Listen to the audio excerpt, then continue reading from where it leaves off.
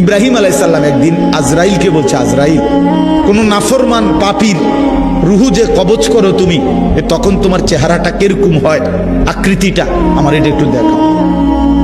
হযরত ইব্রাহিম আলাইহিস সালামকে আজরাইল বলছে, আল্লাহর কসম হে নবী, আপনি সহ্য করতে পারতেন না, আপনি এটা দেখতে চাইেন না। ইব্রাহিম আলাইহিস সালাম বললেন, না, আমার একটু হলেও দেখাও। তো আজরাইল এই বিভৎস আকৃতি, মানে নাফরমানের জান কবজ করার সময় উনার যে চেহারার আকৃতি হয়, এই চেহারাটা ধরে ইব্রাহিম আলাইহিস সালামকে দেখাইলেন। বিশ্বাস করেন, এই কিতাবে আছে, ইমাম কুরতুবীর কিতাব। ইব্রাহিম আলাইহিস সালাম একটা চিৎকার মাইরা বেহুশ হয়ে গেছে।